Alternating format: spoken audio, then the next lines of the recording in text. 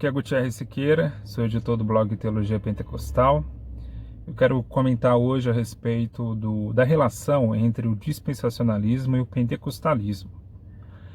Como vocês sabem, hoje a maioria dos pentecostais são pré-milenistas, ou seja, acreditam em um milênio literal, e a maioria também abraça o chamado pré-tribulacionismo, que a igreja não passará pela grande tribulação e que Jesus vai arrebatar a igreja antes desse período tenebroso e que após 7 anos literais haverá uma outra vinda de Cristo com a igreja para resgatar as pessoas que serão salvas durante o período da tribulação. Isso são pensamentos escatológicos. Mas quando a gente fala em dispensacionalismo, nós estamos falando, acima de tudo, de uma corrente hermenêutica. O dispensacionalismo entende que Deus se relaciona com os homens de maneira gradual, né? Você tem uma revelação progressiva e também que essas dispensações, por isso que vem a palavra dispensacionalismo, essas dispensações são diferentes uma da outra, né? Então, você tem a época da inocência, que é o Éden, depois você tem a época de Noé, depois a época de Davi, depois a época de Cristo, de Moisés lá atrás, de Davi depois, de Cristo, e aí por aí vai. E cada revelação dessa é melhor do que a outra, né? Em termos de conhecimento a respeito da vontade de Deus.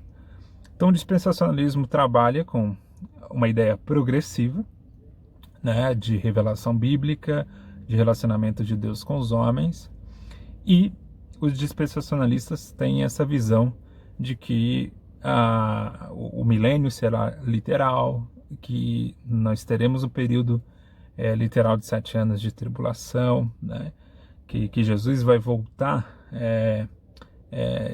primeiramente de modo invisível, depois de modo visível, por aí vai. Bom, de maneira geral, vocês sabem bem o que é dispensacionalismo, né? Não vou aqui tomar muito tempo explicando. Mas muita gente tem essa dúvida: por que os pentecostais abraçaram com tanta força o dispensacionalismo?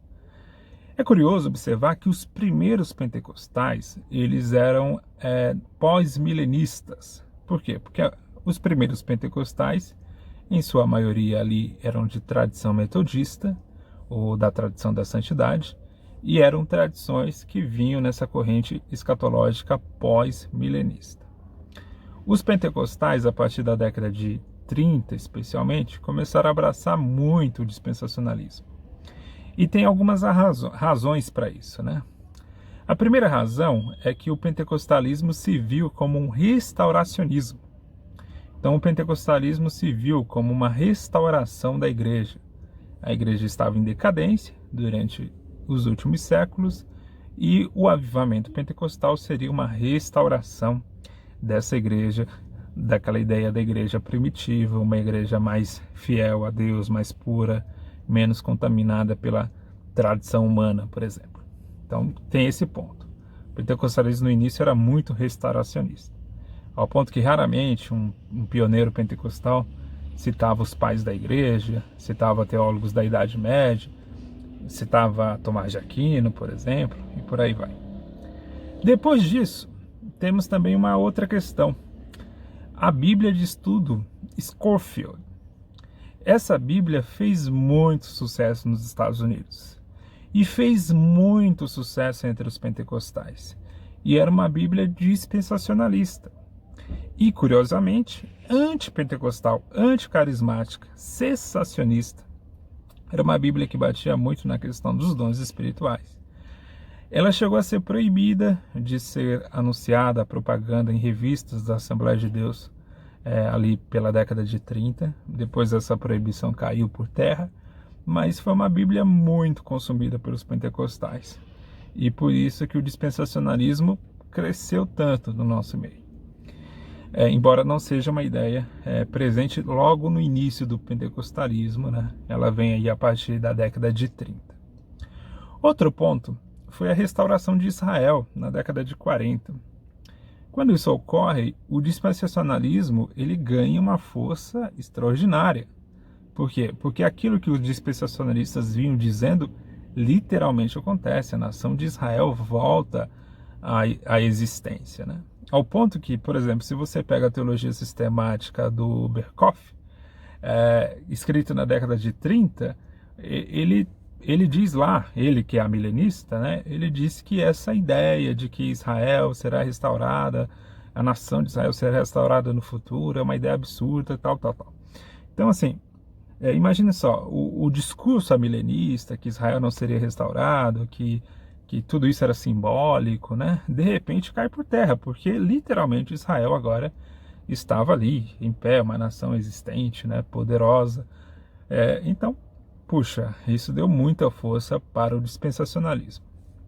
Um ponto também que é de muita atração na teologia dispensacionalista para os pentecostais, além da questão restauracionista, é que, de alguma forma, o dispensacionalismo tem uma leitura mais literal da Bíblia, né? Trabalha menos com a ideia de simbologia, que é muito presente no milenismo, né? Isso é mais atraente para a teologia dos pentecostais, especialmente daqueles que lidam com a Bíblia de modo menos científico, né? Digamos assim, menos crítica textual, tal.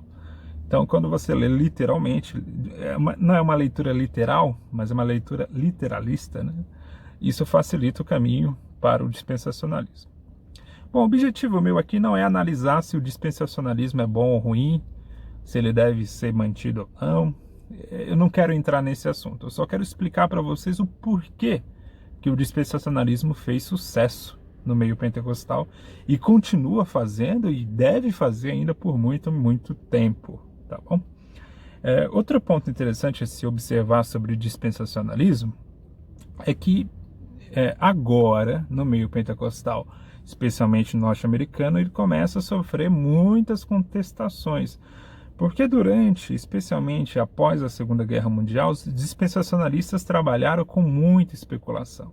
E com muita especulação que não deu certo. Por exemplo, se falava muito no papel da União Soviética, e a União Soviética nem existe mais, né? Se falava em tantas ideias e previsões geopolíticas que acabaram não acontecendo. Então o dispensacionalismo entrou, especialmente no contexto norte-americano, entrou em um processo de muita contestação entre os pentecostais clássicos. Mas, aqui no Brasil, no restante do mundo, continua muito forte, muito poderoso, né?